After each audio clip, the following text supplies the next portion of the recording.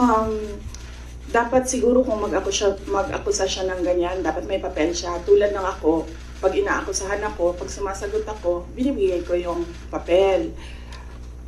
Gloria Mercado is a disgruntled former employee of the Department of Education. She was let go because of loss of trust and confidence sa Office of the Secretary. Una niyang ginawa, well, hindi ko alam kung anong nauna, pero naka-strike 2 siya sa akin.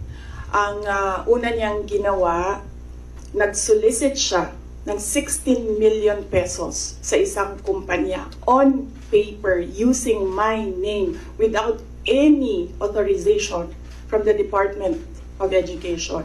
Bibigay ni JC sa inyo mamaya yung papel. Kalagay doon.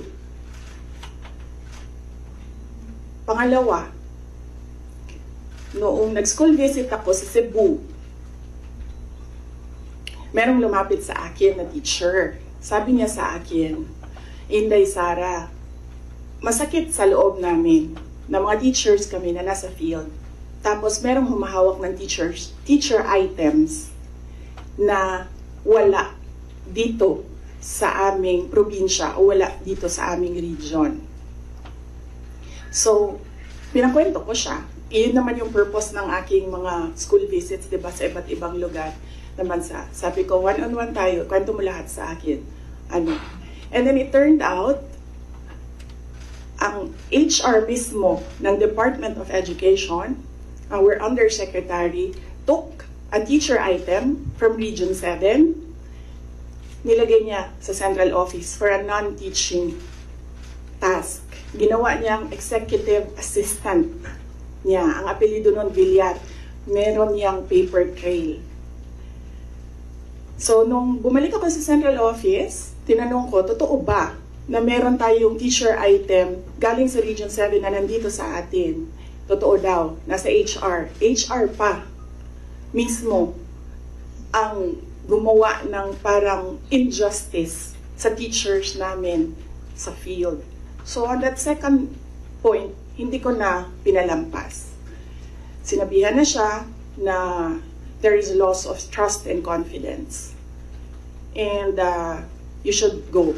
And then she said na, pwede bang mag-retirement na lang ako instead na paalisin ninyo ako. Kasi ang tagal ko na, matanda na ako. And then sinabihan siya, okay, sige. You go. So she's a disgruntled former DepEd employee. At yan yung dalawa na rason kung bakit siya pinaalis. May papel yung 16 million na solicitation niya.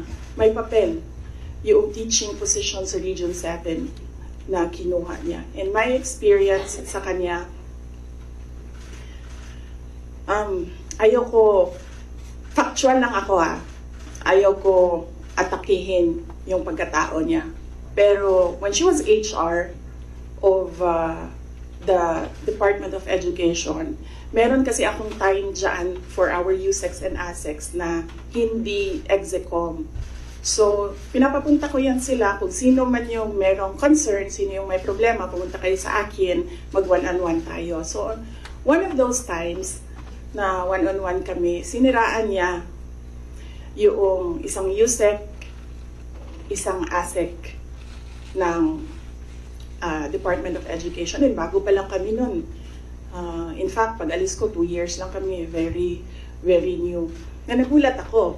Kasi HR ka eh. Pag HR ka, hindi dapat ikaw yung mag-cause ng away-away sa loob ng institusyon. Dapat ikaw yung maging peacemaker. But siniraan niya yung isang ASEC and isang USEC sa akin mismo. And nagulat ako. Why attack the ASEC or the USEC sa kanilang pagkatao? Hindi naman trabaho. And then, ganun din ang ginawa niya. Nung malis na siya sa Department of Education because of the 2 points, lumipat siya sa Senate. One of the offices of the senators din, nandiyan yan siya ngayon. And yung isang kaibigan ko doon sa Senado, narinig namin na sige na siya atake. Inaatake niya si Michael Poa, si Reynold Munsayag, si Gerald Chan. Iyan ngayon yung nakapangalan sa kanyang statement. Kaya kami, nung nagbasa siya kanina ng statement, hindi na kami nagulat. Kasi naririnig na namin sa opisina, dyan sa Senate, yung mga pinagsasabi niya after she was let go. I think, hindi lang siguro niya matanggap na kasalanan niya kung bakit siya pinalayas sa Department of Education. Pero hindi din talaga namin matanggap na magsusolicit ka sa isang private company on paper 16 million. And then, kukuha ka ng teacher item sa field, gagawin mong EA sa central office. Hindi pwede yun.